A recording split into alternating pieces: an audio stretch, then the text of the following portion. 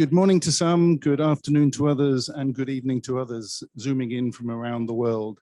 Welcome to COP26 and welcome to our forum, bravely entitled Saving African Congo Basin Rainforest, People and Biodiversity. Welcome to you all. I want to answer a question that I've been asked a lot during the last 2 weeks, and that is, what is a center like the Center for International Development and Training, which is part of the University of Wolverhampton, doing here at COP26? Bit of a strange place for a university to be. Tropical forests are the lungs of our planet, and we've heard that several times during the last week. People have been talking about the Amazon, and people have been talking about Indonesia, people have been talking about Brazil, people have been talking about Papua New Guinea, lots of different countries, lots of different places. We're here today talking about the second biggest lung, which is the Congo region basin, right in the middle of this map. And you'll see that from this slide, we've had the pleasure of building capacity all over the world, working with forest communities, working with people working in forestry in many of these different countries around the world. During this week, or during last week, we've heard a lot about real commitments regarding forestry, and more specifically around preventing deforestation. Massive commitments made on day 2 and day 3 of COP. We've also heard, and we know, that it will be civil society organizations and local communities who will play the key role in holding governments and international community to account, to really ensure that we deliver on those promises. Those commitments have been made, but they've got to be delivered. And that is why we in the Center for International Development and Training of the University of Wolverhampton are calling for more support for the oversight role played by civil society organizations and local communities. And we're very brazen about that. We need more support. That's why we're here. We want a fair deal. It's as simple as that. Let me say a little bit about our work with the next slide, about our work in forest governance. We've been working in forest governance now since 2007, when we undertook an annual review of a DFID, very small DFID, illegal logging program review, which had just started then.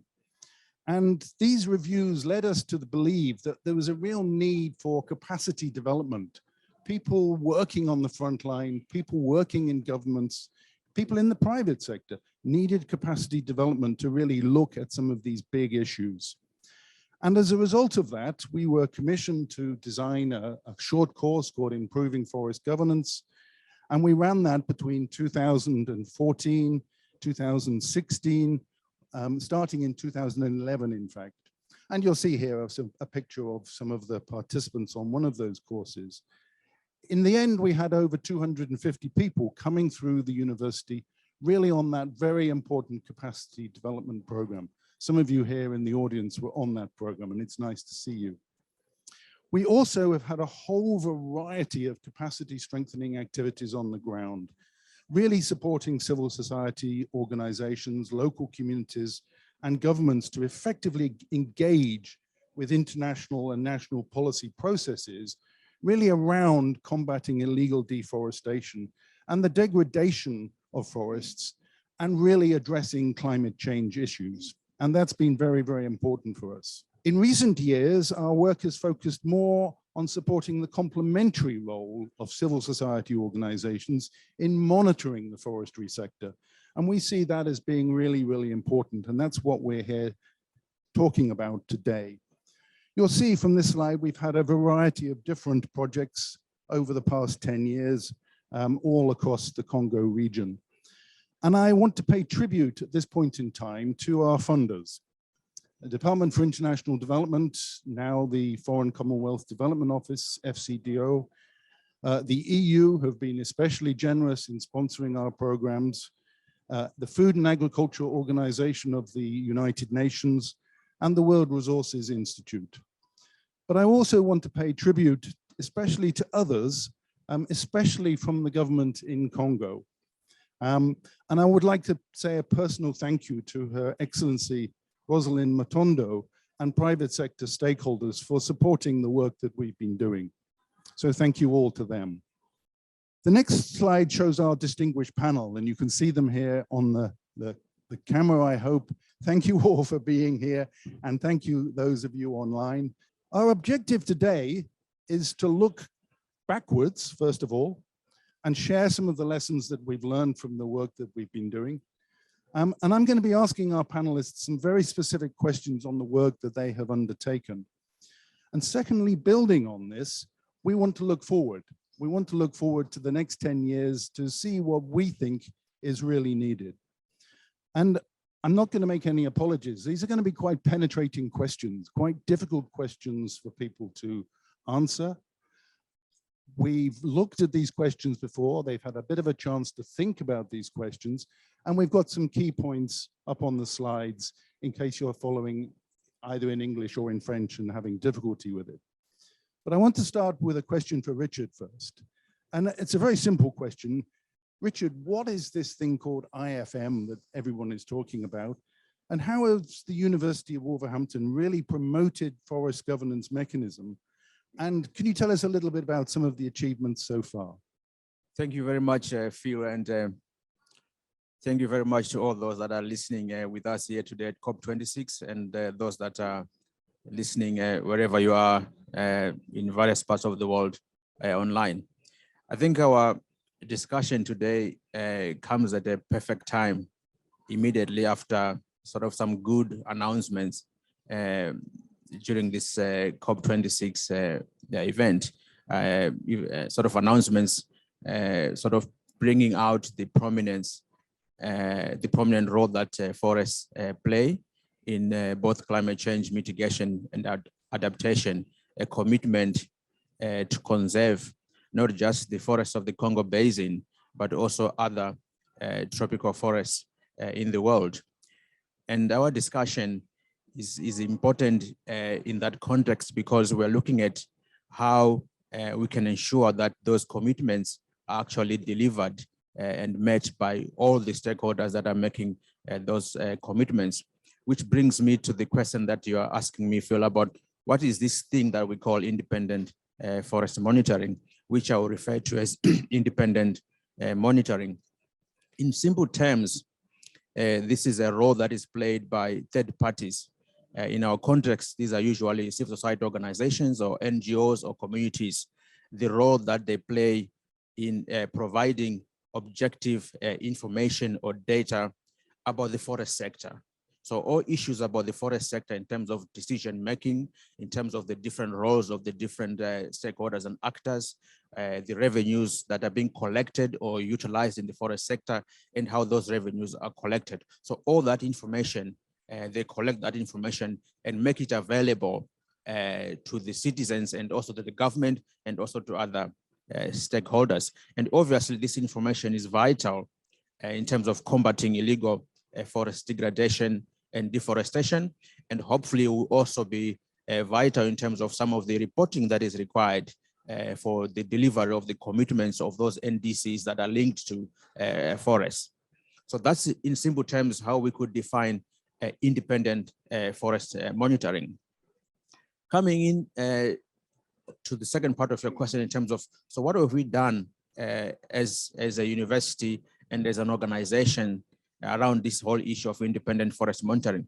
I think I would like to stress that we've been working in this arena for the past maybe 10, 12 years, right at the start of the sort of the EU policy process around FLEGT, looking at combating illegal logging, sort of the advent and sort of further development of the REDD+ process. And now there's sort of more focus on nature-based solutions, which is a more holistic approach at looking at the role that forests play in climate change. And we've been there all along, focusing on building the capability of these CSOs, NGOs, community organizations to monitor and track these changes, these policy processes in their countries.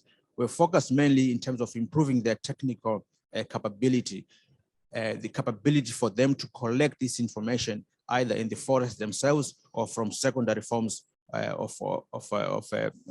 information. So that's what we've been focusing on. And today you hear from some of the organizations that we've been working with in terms of the actual gains that they've achieved over the last few years whilst we've been working with them. We've also looked at the approaches that they use in collecting this information. How can we standardize these approaches so that the users of this information have got the confidence that this information is collected in a credible and independent manner. We hear from people from the private sector talking about how this has also helped them, these standardized approaches, how they've helped them have more credibility in the information. We've supported organizations in Cameroon and now in the Republic of Congo as well to develop an ISO approach that is an ISO-based approach to independent forest monitoring, which we refer to as SNOI. So it's building the process around the principles of quality management. We've also looked at various investigative techniques and analysis as well, looking at secondary information. How can they focus on certain sections or parts of the forest chain, and also looking at how can we integrate monitoring of other sectors, wildlife, for example. How can IFM be also relevant for the REDD+ process and also issues around rights? How can the role that these organizations play be used effectively to complement law enforcement? Because at the end of the day, it's government agencies that have to implement to ensure that there's enforcement in the forest sector. And we've got some good examples, some of which will be highlighted today in terms of how these linkages or complementarities have benefited improvements in forest governance in some of these countries that we've been working in. Thank you very much. Thank you very much, Richard. Really comprehensive answer outlining what's been happening. I want now to turn to Ariel.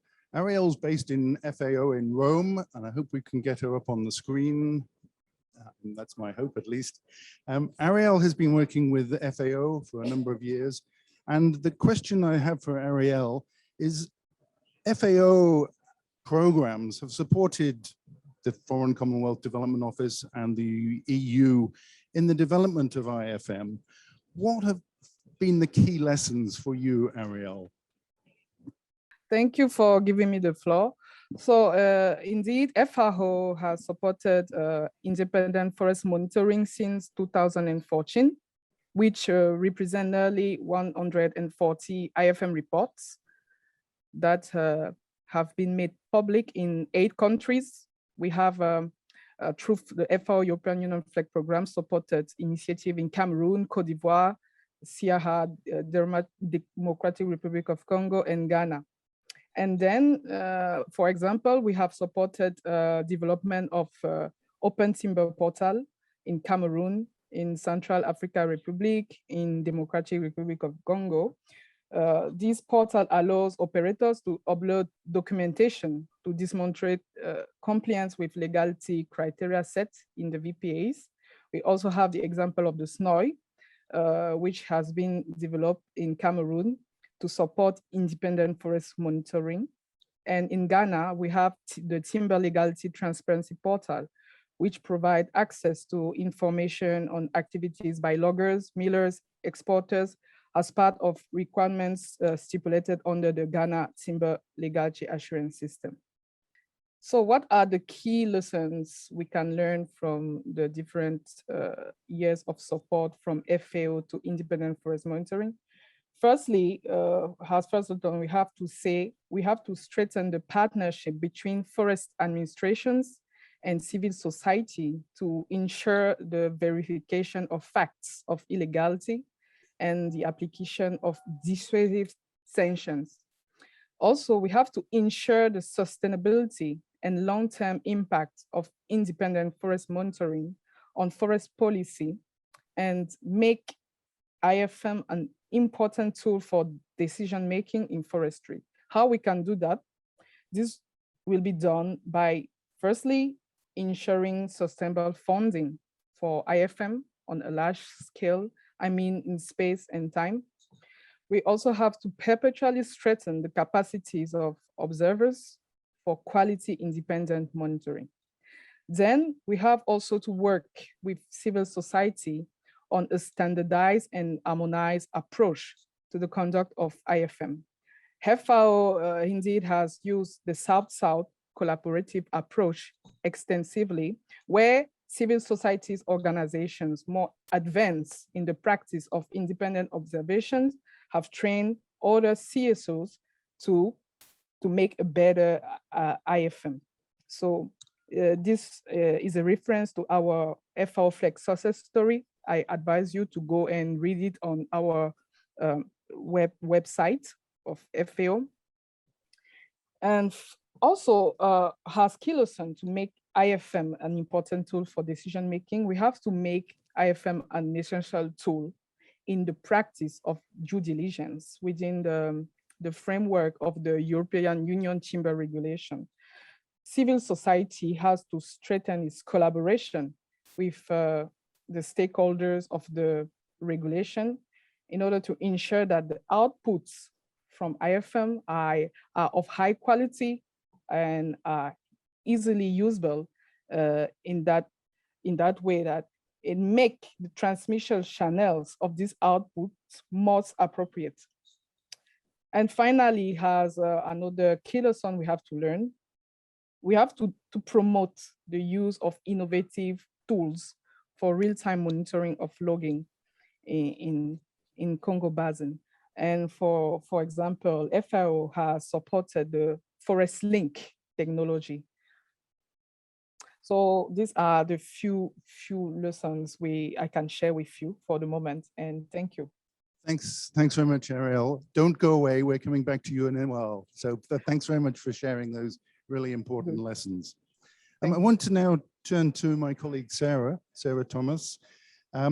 Sarah, having an effective community of practice of civil society forests and environmental defenders, as we call them, is really crucial in fighting deforestation, climate change, and protecting biodiversity, and also for the lives of forest-dependent communities and indigenous people. What for you have been the key challenges facing these frontline actors in their role, and what's been the role of CIDT? Thank you, Phil. Let me start, I think, with the second part of your question about what we've done, just to set things in context. So CIDT has been working with networks and key organizations working in the forest sector in the Congo Basin for a period of 10 plus years now through a number of different projects. My role in those projects has tended to focus on the organizational capacity of the NGOs that we work with, and also trying to strengthen some of the processes and dynamics within the civil society networks in the region as well. At an organizational level, we've been looking at, for example, financial management, strategic planning, all the sort of policy and planning frameworks of those organizations, gender policies, communication strategies, and trying to identify where the weaknesses are in the long-term financial sustainability of our partner organizations are, and to help support their organizational development and stability over the course of our projects. We've also been working with a number of different civil society networks or platforms at different levels and serving different functions or purposes. For example, one of the networks that has been supported through our most recent project in DRC was a national level network that our partners OGF established in order to be able to cascade independent forest monitoring nationwide. Obviously, with one mandated organization leading the work on independent forest monitoring for such a vast country, they needed to establish local organizations and upskill those organizations so that they could carry out monitoring investigations and missions throughout DRC. So that was one example of a network that we supported. We also work with networks that play the role of taking the evidence that is generated by the mandated forest monitoring organizations and turning that into effective pressure for change or influence at a policy level. So obviously, if you have an organization that has signed a a memorandum of understanding with the government to undertake independent forest monitoring. It precludes that organization then from taking part in later advocacy activities. So they have to have a very strong connection and channel into local civil society networks where those advocacy organizations can use the evidence and turn that into effective lobbying or advocacy or pressure for change. So we've worked with the local civil society networks in Central African Republic, in Republic of Congo, in DRC, in Cameroon, in Gabon, to ensure that that process happens. And some of the names of the networks are up there. And the final level at which we've worked with networks has been at the regional level. And our most recent project in the region was able to support the resurrection, if you like, or the revitalization of a Pan-African forest monitoring network from representing all of the Congo Basin countries, which became a platform for lesson learning and knowledge exchange, but also harmonization of approaches in independent forest monitoring, which has been quite a challenge, with everybody doing it in a slightly different way, and how to generate evidence which is then credible and useful for policy influence at a regional level. So we've also supported that network at the regional level. In terms of challenges, for me, working on the organizational development side of things, I would say that the single biggest challenge has been around the financial sustainability of organizations working in independent forest monitoring. Civil society in the Congo Basin is like civil society anywhere in the world. You have a lot of organizations who are competing for very limited pots of funding, living hand to mouth from one project to the next. And that is a very insecure context for organizations that are performing, what I like to think of as a global public service, independent forest monitoring. And so that insecurity, that inability to sort of plan for the future impacts on all aspects of organizational capacity, from their planning processes to their ability to retain staff. Obviously, sometimes you have highly skilled people working with these organizations who might then, at the end of a 2 or 3 year project, be taken off by an international NGO. And there's this constant turnover of staff, creating a very unstable environment. So for me, that has been the single biggest challenge facing the organizations and the networks. Thanks very much, Sarah. Really good to share those lessons and points coming out. I want now to turn to Lillian Barrios. Lillian's been working in the Congo, and the specific question for Lillian is, what's been the role of IFM in Congo, and what are some of the key challenges and achievements, particularly on promoting indigenous people's rights, transparency, and the contribution of forests to development? Merci beaucoup. Je pense que l'observation indépendante a besoin d'avoir de l'impact. On sent vraiment que c'est des actions qui portent et tout. Et en fonction de ça, on a eu un certain nombre de résultats très importants, justement. L'observation indépendante a contribué à l'application de la législation forestière, notamment entre 2014 et 2015, par exemple. L'organisation qui réalise l'observation indépendante mandatée a pu permettre à ce que le trésor public puisse recouvrer des gains supplémentaires qui est lié justement au respect de la législation forestière. Et notamment, elle a pu recouvrer près de 3 243 480 €. C'était très important. Mais en même temps, l'analyse que toujours cette ONG qui fait de l'observation indépendante mandatée, donc le Cercle d'appui à la gestion durable des forêts, a permis à démontrer en 2018 que l'État a perdu beaucoup de fonds parce que les taxes n'ont pas été collectées. Et donc, en fonction de cet état, ça a permis que l'État puisse recadrer sa manière de faire pour pouvoir mieux recueillir les taxes plutôt, qui doivent entrer dans le trésor public. Il y a aussi que l'observation indépendante a contribué à la protection aussi des droits. Parce que grâce à l'observation indépendante, les communautés ont pu lancer des alertes qui permettent à ce que l'on arrête les pratiques que les sociétés, par exemple, étant en train de faire dans l'exploitation du bois.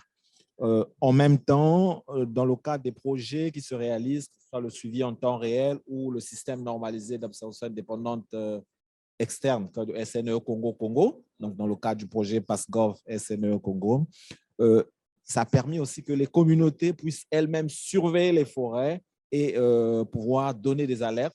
Et actuellement, il y a des missions qui sont en cours pour aller vérifier justement les alertes qui ont été lancées auprès des communautés. Et enfin, on peut dire que l'observation indépendante a aussi contribué à la transparence parce qu'on a eu une société malaisienne, donc à Tama Plantation, qui était censée justement planter du palmier à huile. Donc, malheureusement, au lieu de ça, elle a donc violé le contrat. Et donc, c'est grâce à l'observation aussi qui a contribué pour donner l'alerte parce qu'elle était en train de faire aussi de l'exploitation du bois. Et donc, ça a permis quand même que l'on puisse suspendre le contrat en 2017. Donc, ce sont des éléments qu'on peut dire très forts de contribution de l'observation indépendante. Thanks very much, Lillian. Again, another really comprehensive answer, so thank you for that. I want now to turn to Harrison Nkodo. Harrison, you've been working in IFM in Cameroon. What are the key challenges and lessons and achievements that have come out of Cameroon? Thank you again for this opportunity to talk about Cameroon. I want to revert by starting with first what we've realized in Cameroon before getting to the challenges. I will say one of the first things that independent forest monitoring has brought into Cameroon is the aspect of capacity building for both the civil society organizations, the community, and within which we've had committed involvement of the community people, particularly, not just the civil society organization, but equally the community people. And you not believe that the women also have been very, very active in collecting, in monitoring forest activities in Cameroon. The other part has been the element of massive involvement of other stakeholders, because the civil society has tried to make some sort of a triangulation with both the community and some other private sectors who have been part of this logging activities. So we're trying to see how to bring this public-private sector initiative to reduce the aspect of illegal logging. We are equally looking at the aspect of contributing of the contribution. The IMF has equally contributed to the aspect of reviewing elements to review the Cameroon forestry law, which is actually going on with the civil society through IMF, and the denunciations that have made. We've actually come out with position papers that have actually been integrated into the legislation and present legislation, that is the forestry law that is presently being reviewed. Also, it has helped to bring in some income, because illegal logging has made the government to be losing a lot of money. And with some of these denunciations and monitoring activities carried out by the civil society and the community, the government has been capable of tracking down some of these illegal actions, within which they have retrieved some money. They have retrieved some money, like the case in, if you permit me, like the case in the Opanyong Eastern, the Sanagama routine, where sanctions were meted to some of these logging concessions, and the government could retrieve close to 7.2 million francs CFA, 72.5 million francs CFA from some of these logging concessions. That is approximately 110,530 euros, and within which some logs were seized. Some of the concessions were banned, and all of that. So I think these are some of the achievements that we think IMF has brought. But it's not all gloomy. It's been very, very challenging because you have elements, some of the challenges are element of getting data. Getting data is very challenging, both for us, the civil society organization, and equally the community, let alone the threats that some of the community people face in the process of collecting data, where some elites who are part of this, pushing these perpetrators of these illegal actions are threatening some of the community people. So they have to be like, hey, what's happening? Then assessing official data also at the level of the public systems is equally not very easy. We have elements of insufficient recognition of independent forest monitoring within the forestry law. But I think, like I said, from the achievements, some of us happen to me in person, who've been part of the civil society team that has been supporting the government in coming out with ideas. So I think some of this could be addressed. But as we speak, as per the 1994 forestry law that we are using, independent forest monitoring is not like very clearly articulated within the law. Then we have aspect of low involvement of other sectors.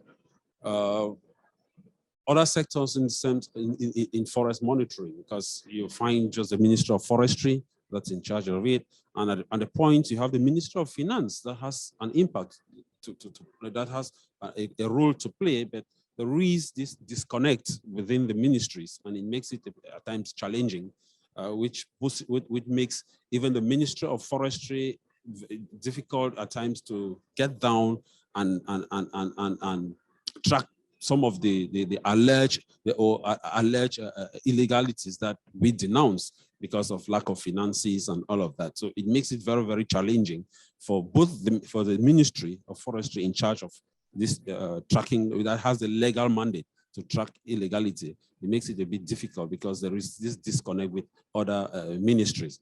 And then we'll have the aspect of insufficient resources, both at the administrative level and the civil society.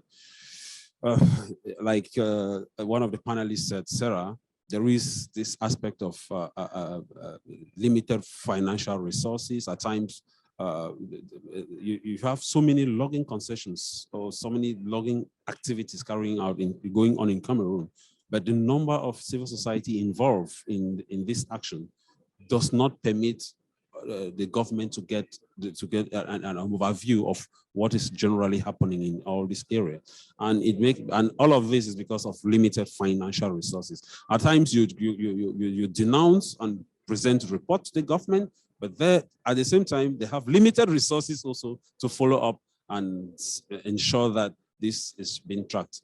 So those are some of the challenges, especially with one of the last challenge I will also say is the aspect of multiple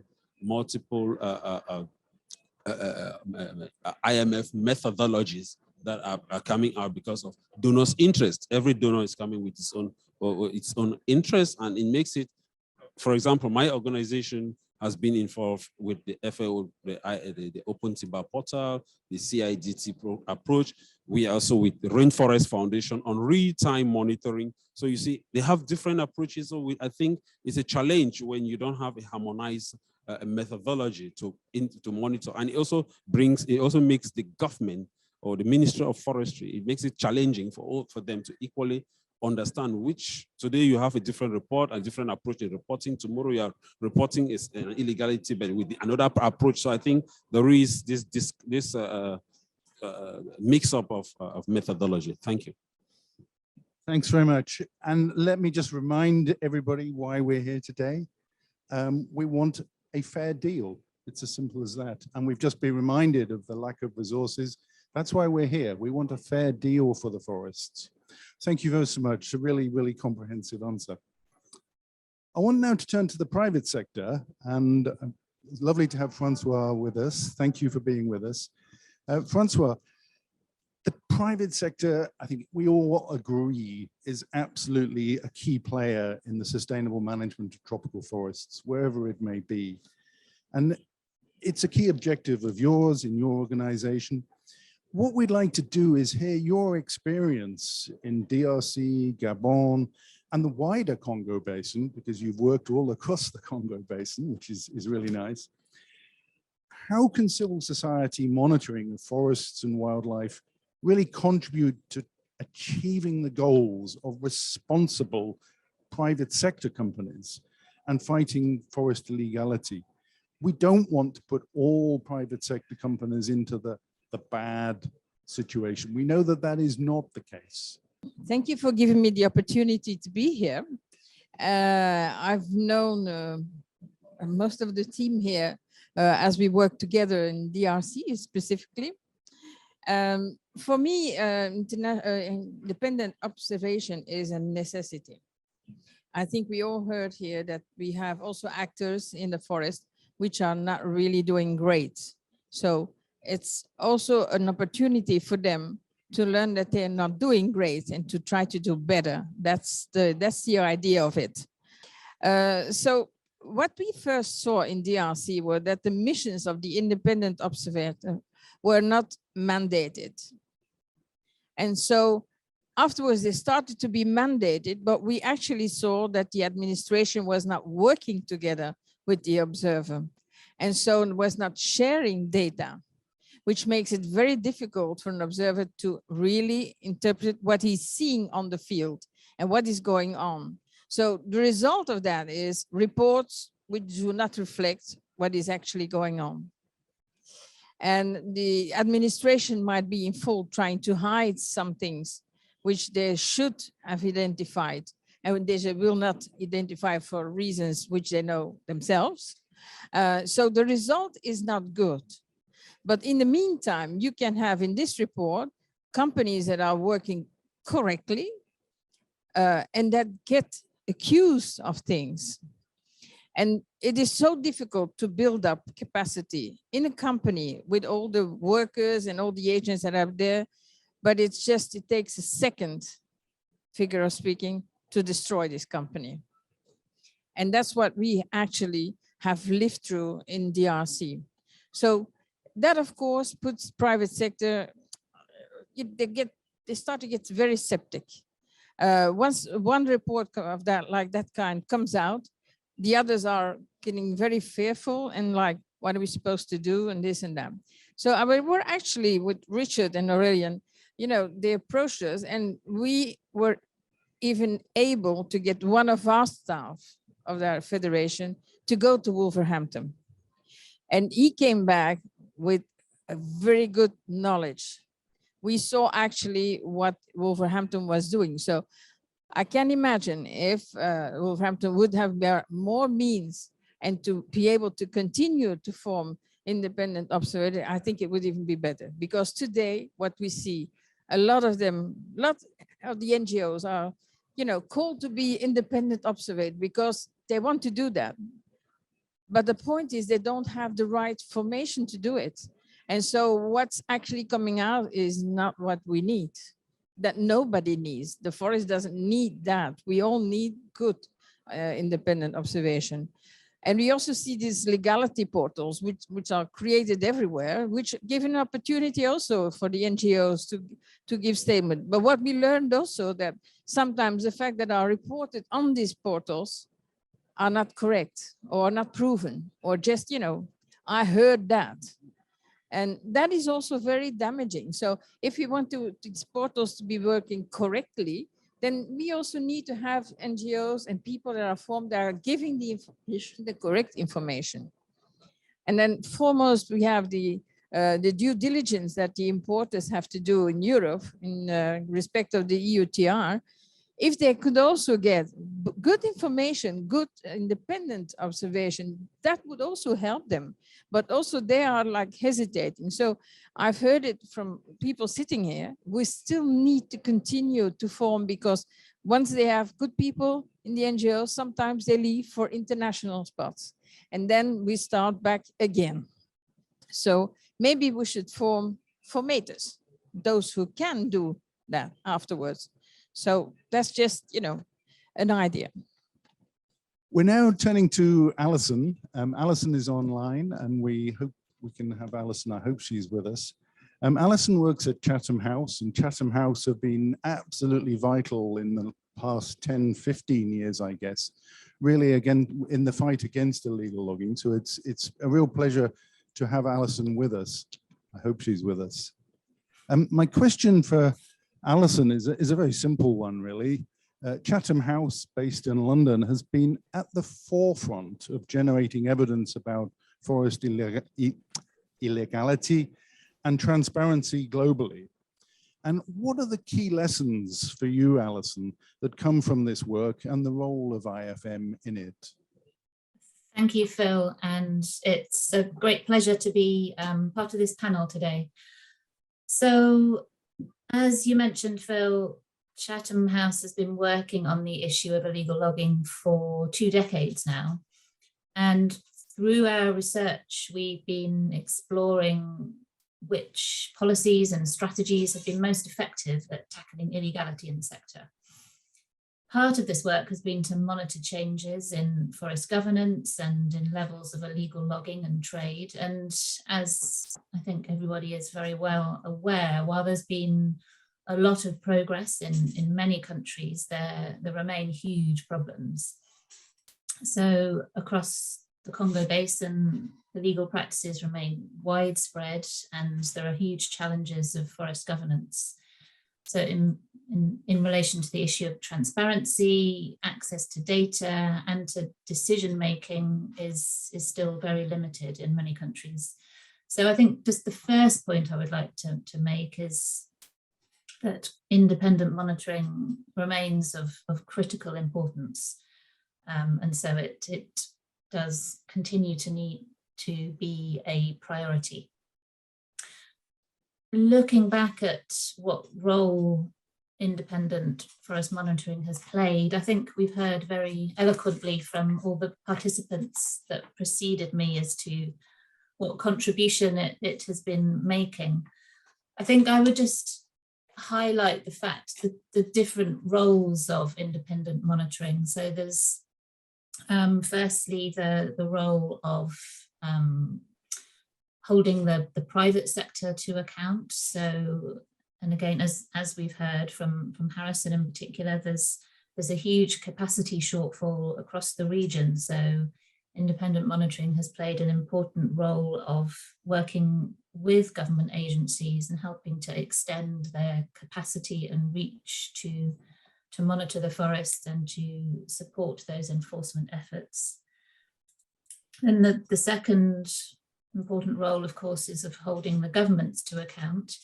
And here I think there's been huge or interesting progress in organizations using or working with international partners and also targeting international organizations and donors to support their work and help to hold their governments to account.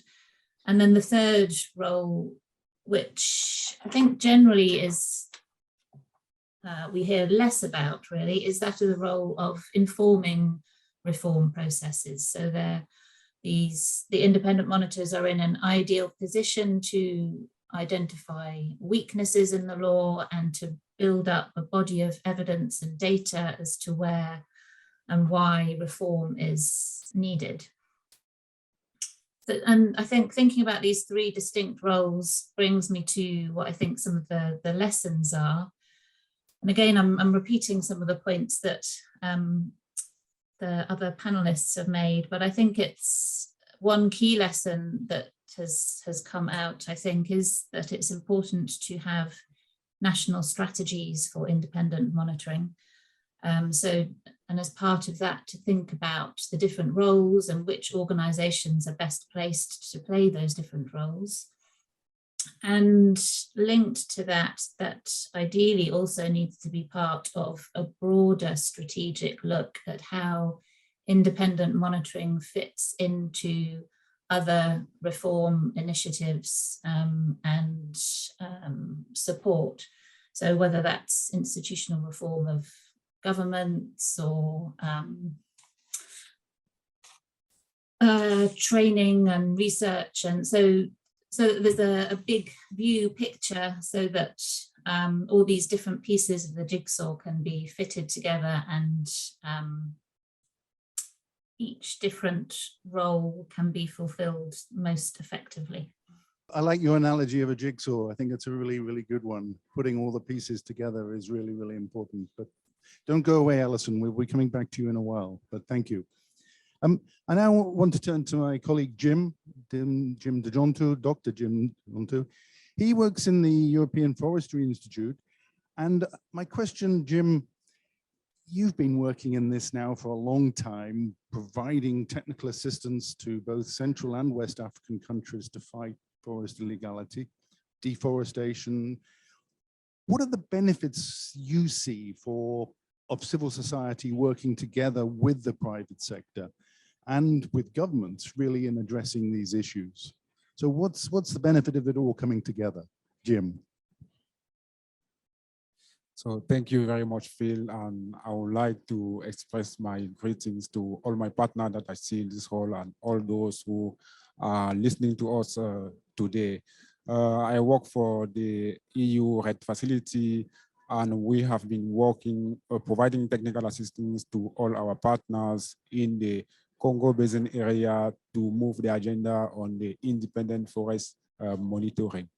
So I would like to pick few of the benefits that so far we have seen on the ground. And one of the key benefits that we have seen was first of all, the improved relationship.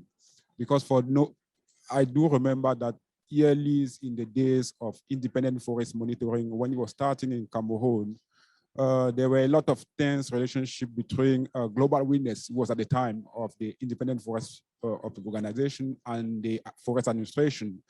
And I think that during the course of time, those relationships improve, and nowadays the independent monitor organization are able to work hand in hand with the government. It is one of the great benefits that we have seen so far in the process.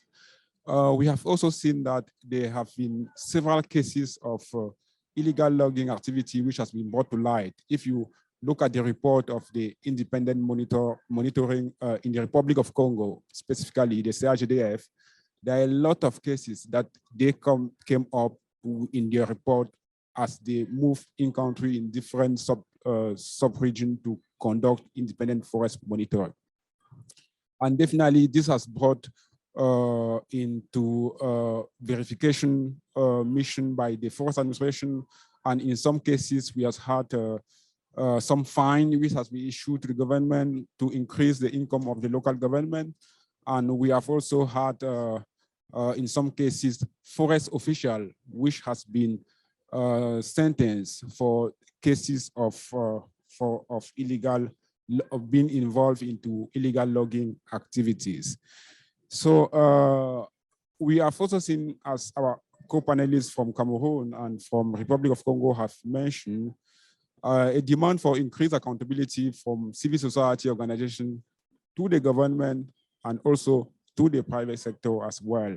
And we have seen that community has been at the front line, especially when it comes to non-mandated forest observation, to monitor and your right on the ground, the user right, the social clauses which are included in the contract of the logging company.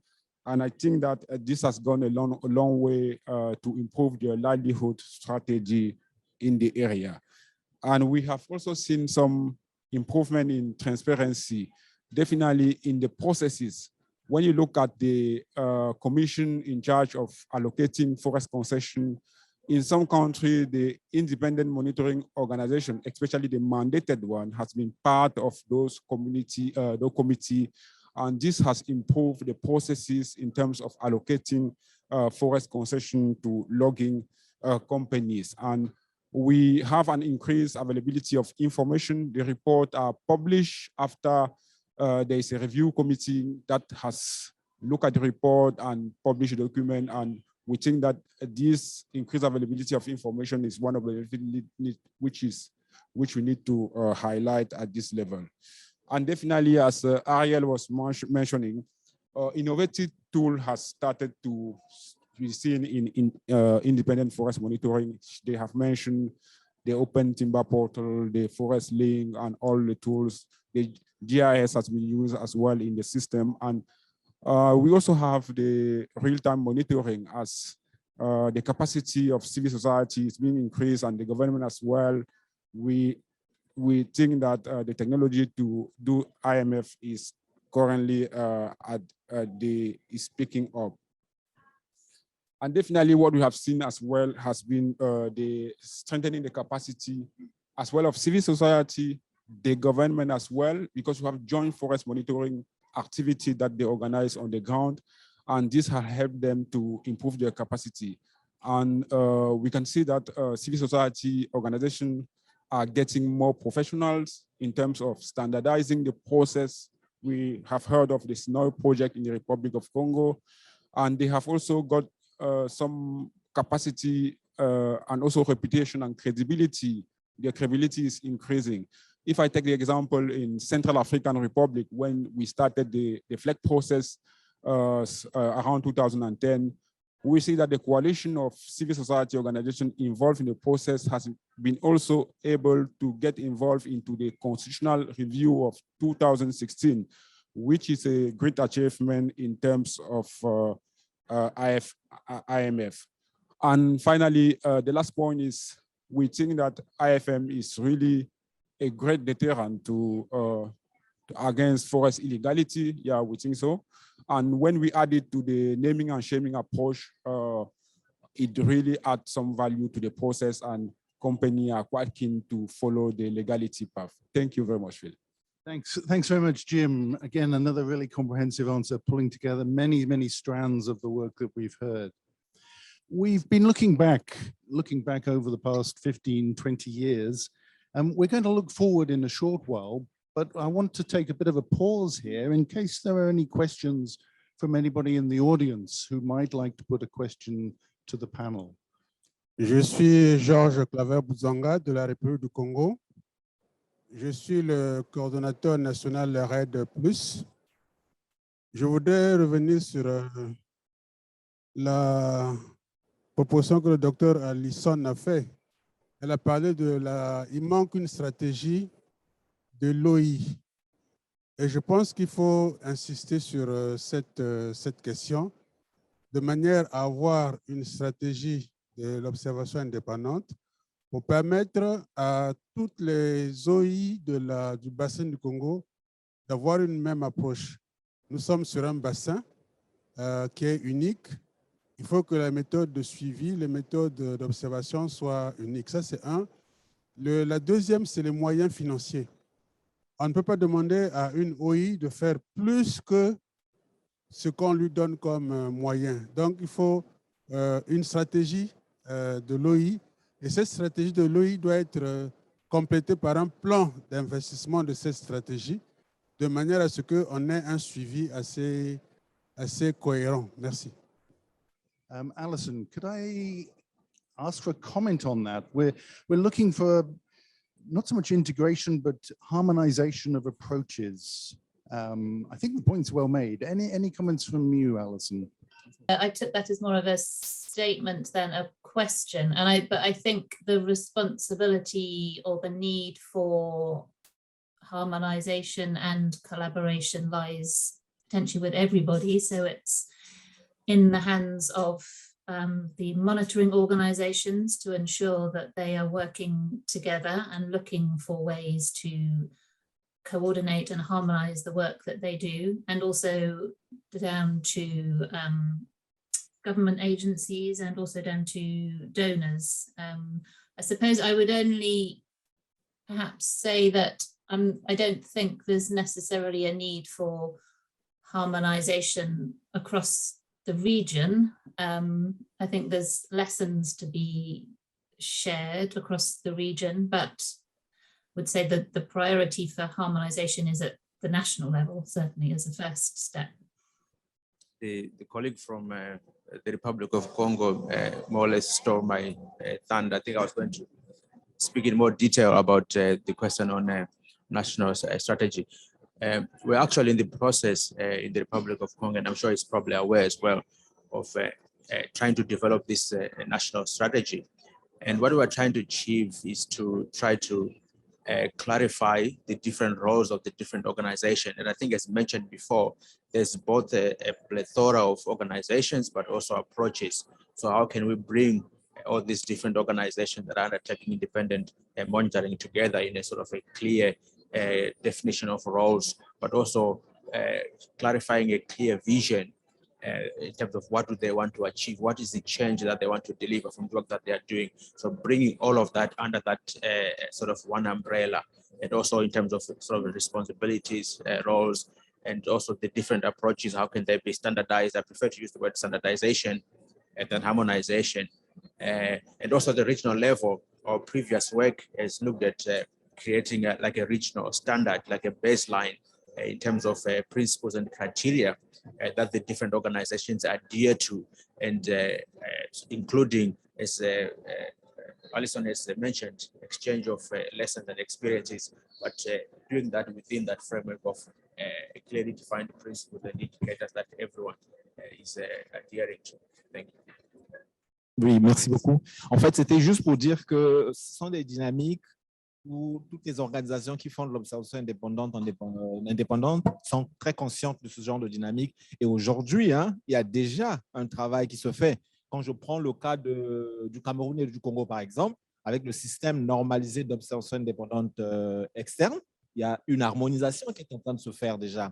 Bon, dans le contexte congolais aussi, nous avons deux mécanismes qui est l'observation indépendante mandatée et l'observation indépendante externe. Mais les deux actuellement sont en train de développer une stratégie d'observation indépendante de manière générale. Donc, c'est pour dire que on est conscient de ça et on est déjà en train de nous mettre là-dessus pour pouvoir harmoniser justement ce travail.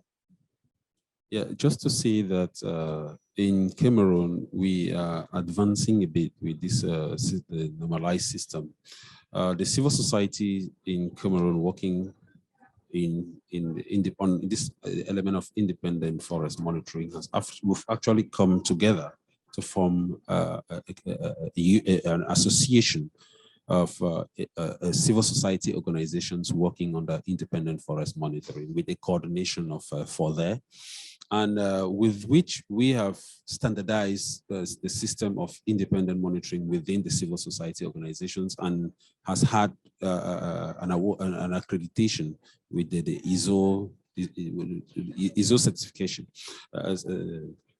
Yeah, so the quality control and all of that. So we've standardized the system in Cameroon, and we are looking now on how we are now in the process of harmonizing or making sure that the independent monitoring does not also contradict the mandated monitoring system, whereby some of the civil society organizations are working closely with the Ministry of Forestry, and we are actually advancing with partnership and MOU agreements with the Ministry of Forestry to see how this can probably be harmonized in such a way that quality data comes from the civil society organizations, and the government can easily use it to, because as we speak, the government is using some of our data to produce their reports, which they are using to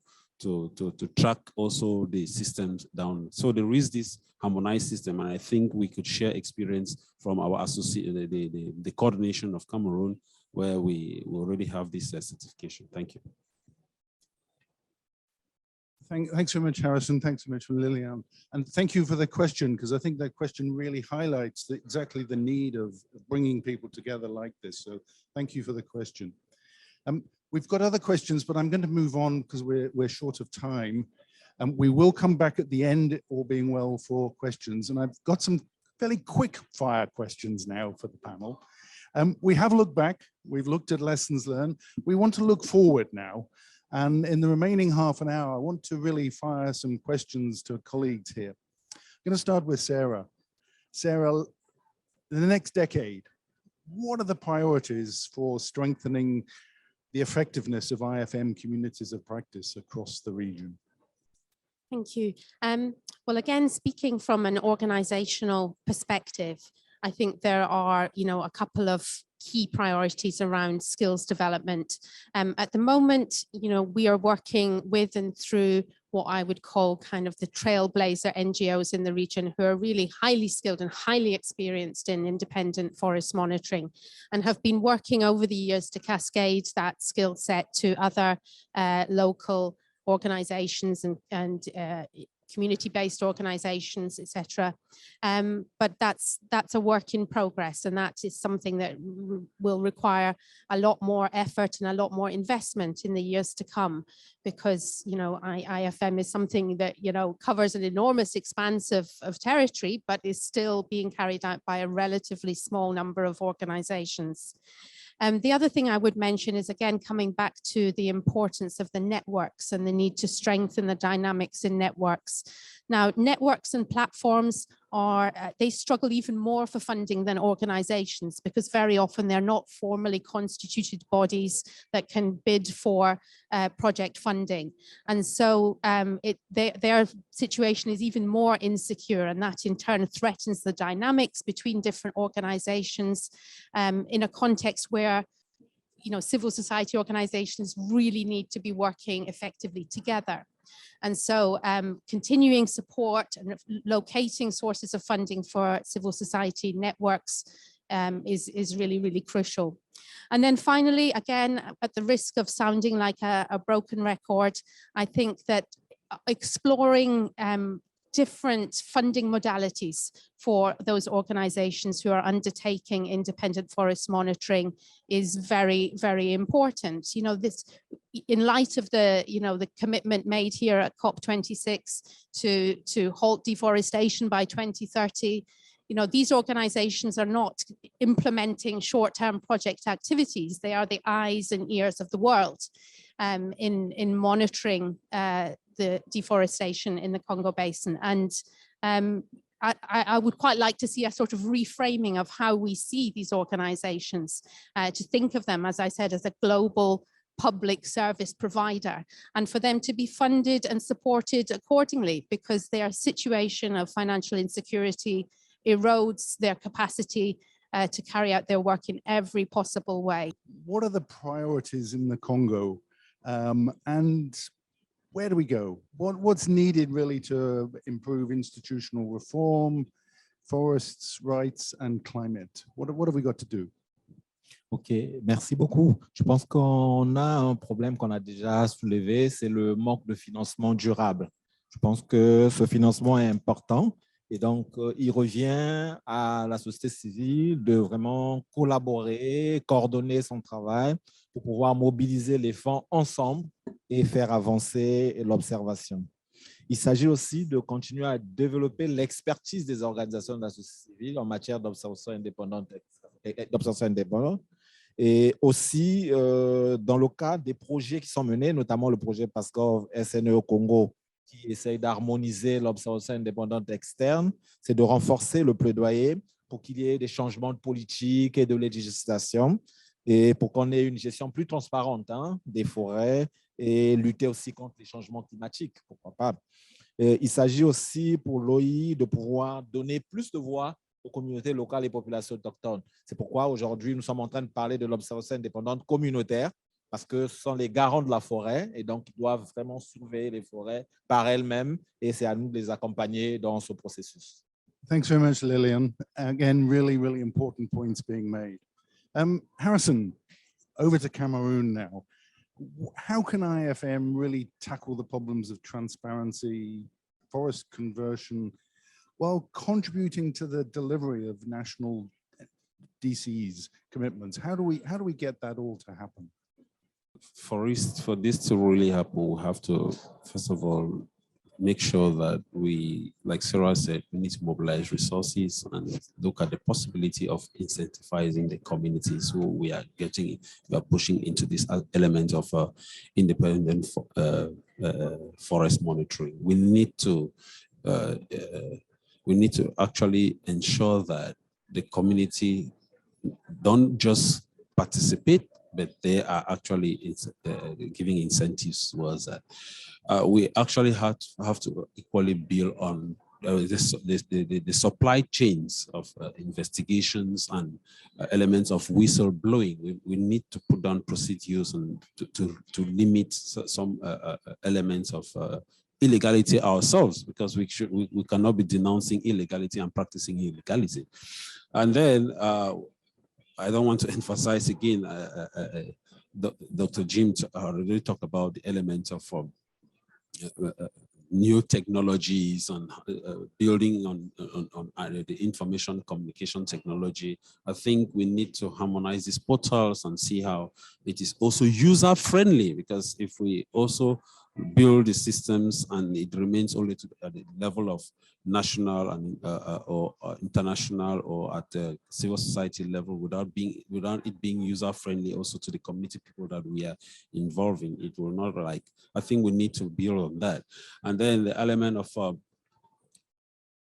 since we came here, we've been getting the element of nature-based conservation, nature-based solutions.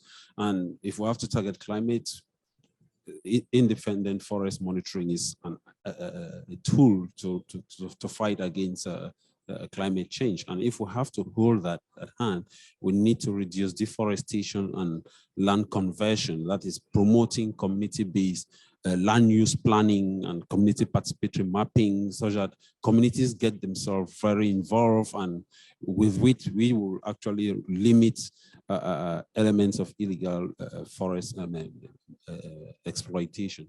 We also have to still look at the possibility of contributing towards forest conservation, as community conservancies. Fortunately enough, Cameroon is revising its forestry law, so we're looking at how some of this could get inside, and then reducing the rate of forest destruction. Independent forest monitoring should contribute to the achievement of challenges attached to the UNCCD through avoiding deforestation, which will facilitate carbon storage, and then looking at the possibility of equally securing the carbon sink rich forest resource, rich forest and biodiversity areas. And so with respect to transparency, I think we need to build systems where we can easily access information, and then reduce the bureaucratic systems that hover around forest management. Richard, can you tell us a bit about CIDT's experience and what needs to change, and how can IFM organizations really play their role effectively? What tools and actions are really required? I think from our perspective, what needs to change is for independent monitoring organizations, or what needs to change is for independent monitoring to be demand-driven rather than supply-driven. By that, I mean it has to be more responsive to the needs of those stakeholders, institutions, or people that will be using the information. I think over the past sort of 10, 20 years, the motive behind independent monitoring has been coming or originating from the individual organizations themselves in terms of looking at their needs. We need to publicize A, B, C, D. We need to find out if benefits are accruing to communities. We need to know what is happening with these concessions. But I think now these organizations need to say, well, what do the users of this information, what kind of data or information do they want? So it has to be more sort of demand driven rather than supply driven. And how can we get there? I think there's a number of suggestions that are there on the slide. We already touched on the national strategy. And I think the key point that I want to make is about defining why we are collecting information. I think that is very, very, very important, which links up with the national strategy, different roles of different organizations, their interests, how do you manage conflicts of interest, for example, because there's competition within those organizations and how it's dealt with. But the issue of roles as well is very important, because if you are investigating, you cannot be the judge. So you investigate, you pass on your information to other organizations that can do the advocacy and the influencing. So that clear separation of responsibility is critical, and that has to be clearly defined in these national strategies. And then there's obvious things like moving away from just observing and collecting data, but to undertaking more investigations, because these issues, the drivers of deforestation and degradation are complex.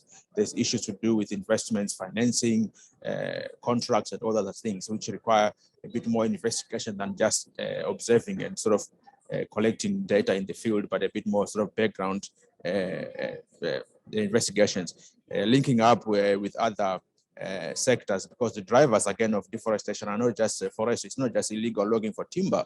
It's about other things, agriculture, for example, issues around wildlife, etc., etc.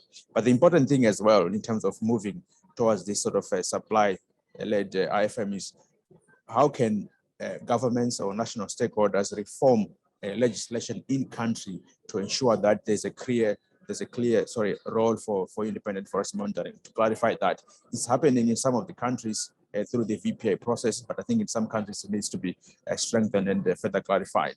And then issues around regional and national coordination, because there's a lot that can be learned. There's a power and influence in numbers. So how can these organizations harness or make use of regional platforms to try to influence change? It could be through COBIFAC or other regional platforms as well. I want to mention funding because my other colleagues have already touched on that. So briefly, that's my response. Thank you very much. It's a big question and lots of points on the slides. And just to remind everyone, these will be made available to everybody later. Francois, I want to turn to you now.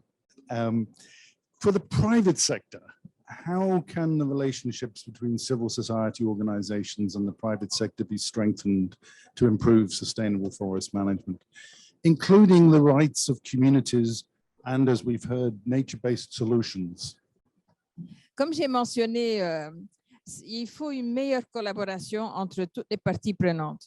Si nous voulons que cette forêt soit bien gérée, bien exploitée durablement, il faut qu'aussi toutes les parties prenantes soient impliquées dans ce processus d'observation indépendante. Comme j'ai dit, on voit souvent que soit l'administration est hésitante, ne veut pas, les entreprises sont aussi hésitantes, et ça n'aide personne. Parce que finalement, l'observation indépendante, l'idée, c'est de pouvoir utiliser ça comme un outil, un vrai outil.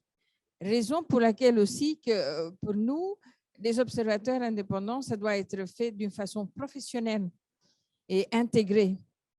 Parce que c'est comme ça qu'on pourra avancer. Donc, et c'est ça qui pour nous qui est important, qu'on puisse continuer dans ce sens-là. Donc, il faut vraiment établir des critères pour celui qui est appelé. Alors, Richard a fait sortir un point très important. On ne peut pas être celui qui observe, qui collecte l'information et devenir juge. Ça aussi, c'est parce que si vous vous trouvez devant celui-là avec qui vous allez donner des informations, mais qui est en train déjà de vous juger, ça bloque aussi les ententes. Donc, il faut un peu revoir la stratégie. Et ce qu'on a dit, une stratégie nationale et régionale, parce que pour moi, c'est quand même les pays du bassin du Congo, ils se ressemblent, ce n'est pas identique, mais ils se ressemblent, ce serait vraiment pas plus mal. Et puis, bon, qu'elle soit mandatée, ça c'est certainement un outil important pour l'observateur lui-même pour avoir accès à tous les éléments et toutes les informations dont il a besoin. Jim, question for you. What support is available from civil society, communities of practice within AFI, the organization that you work for, and how can IFM become more effective with our big goals? Je crois que l'Institut européen de la forêt, en abrégé FI, apporte une assistance technique aux partenaires locaux depuis un certain nombre d'années et nous voulons poursuivre ce rôle d'accompagnement et d'appui, et particulièrement à la société civile, pour se rassurer quels ont les outils, que les OSC ont les outils pour mener à bien leur travail et aussi faire une sorte de mise à échelle dans les différents autres processus qui existent, tels que le processus CAFI. Il y a des lettres d'intention qui ont été signées dans les différents pays et de nos jours, on pense déjà à l'observation indépendante également dans ces processus. Donc, ouvrir donc, les autres processus à l'observation indépendante peut contribuer aussi à améliorer la qualité de l'observation indépendante et aussi l'ouvrir à d'autres secteurs tels que l'agriculture, tels que l'allocation des concessions agricoles. Je crois que ce sont des éléments importants qui peuvent être utiles pour améliorer l'observation indépendante des forêts. À EFI, nous avons développé un certain nombre d'outils tels que le Transparency Pathway ou l'outil Trace, qui a déjà été testé en Amérique latine et particulièrement au Brésil. Ce sont des outils très utiles. Ils sont très utiles pour améliorer l'observation indépendante des forêts. Et ça permet également de faire une traçabilité et une diligence raisonnable de tout le circuit de la chaîne de valeur et améliorer également la traçabilité. Donc, ça, ce sont les éléments. Je sais que nous avons des contraintes de temps, je n'aimerais pas être long. Il y a le site internet des EFI qui existe. Vous pouvez voir tous les appuis que nous pouvons apporter dans ce sens. Je vous remercie. Alison, what would you say are the priorities in terms of the research agenda now looking forward in the area of IFM and what's the civil role in promoting transparency and potential contributions of IFM to the climate goals more generally? So bringing it back to this big picture. Indeed, very big questions there. Start with your question about research. As we've heard, there has been a proliferation of approaches and tools and a growing body of expertise related to independent forest monitoring. So clearly one priority is the need for analysis of these different approaches to explore which are most effective and in which context, and to help build on and continue to strengthen monitoring. The second aspect of the research priority is relates to the role of independent monitoring organizations as a source of data. So a key challenge for the research community is a lack of information and good quality data, which the independent monitoring organizations have, in many cases, a huge body and wealth of data. So I think I would make a call to those organizations just to add to their list of tasks to do, to ensure that they are compiling that information and archiving the information so that it can be used by the research community and feed into research that's looking at the broader, well, looking at progress with forest governance and so forth. I now want to turn to Ariel, hopefully still with us in FAO Rome. I want to end with Ariel. Let me end by saying, where should donors, where should the development partners really focus their support to IFM, looking ahead in the future? Pour ce qu'on peut retenir en fait de tout, s'il faut se projeter dans les années à venir, on dira que les différents partenaires techniques et financiers doivent assurer un support constant pour une observation indépendante des forêts, standardisée, cohérente et harmonisée. On l'a pas assez dit, il le faut que ce soit au niveau national ou au niveau régional. Aussi, continuer d'appuyer toutes ces technologies, ces nouvelles technologies qui permettent de faire un suivi en temps réel de la déforestation. Et ces technologies peuvent, au final, dans la sous-région d'Afrique centrale, devenir des outils très importants pour l'observation indépendante des forêts et même pour les décideurs, afin de voir quelles sont les priorités, les urgences d'intervention, les zones d'intervention. Donc, ces technologies-là, elles doivent vraiment être promues. Et puis, il faut continuer à supporter les gouvernements pour que, à la suite de l'observation indépendante menée, que quand même, on voit des sanctions plus dissuasives qui soient prises en l'encontre de ceux qui continuent de mener l'exploitation forestière illégale, qui détruisent nos forêts. Et ce serait une manière de répondre efficacement aux différents résultats qu'on a obtenus de l'observation indépendante forestière jusqu'ici. Enfin, il faut continuer de promouvoir les canaux de partage des informations issues de l'observation indépendante et puis étendre même l'observation indépendante à d'autres aspects. Je pense aux chaînes de valeur de bois, je pense même à l'observation indépendante d'autres chaînes de valeur de commodités qui pourraient avoir un impact sur la déforestation ambiante. Merci. I'm not going to try and sum up what we've heard. I'm going to ask my colleague Aurélien to do that. Aurelian's been sitting here. Aurélien is really the convener. He's the brains behind who's pulled this all together for us. And I want to pay real credit to Aurelian. And I want to let everyone know that Aurelian's just been made a professor at our University of Wolverhampton. And I want to give warmest congratulations to Aurelian, because for me, this has been absolutely fantastic. I'm sure Aurelian won't mind me telling you a little bit of his story. Aurelian's from Cameroon originally. He came to the University of Wolverhampton, did his PhD at University of Wolverhampton, then he joined CIDT, and he has worked continuously since he's been with us on these issues. And it's real pleasure for me to be able to work alongside Aurelian. And I'm going to ask him now to try and summarize in a few words what we've heard over the last hour and a half, when we've heard a huge amount of information. Aurelian, a few key points to end with. Thank you very much, Phil. I think I'm honored at the same time that you said that, and for my peers who are here. I think, first of all, I think we've seen really through the panel that IFM, is a forest governance mechanism. It's not only about generating evidence for law enforcement. I think we've seen that as a tool. We've seen how IFM can improve, the rights of indigenous peoples.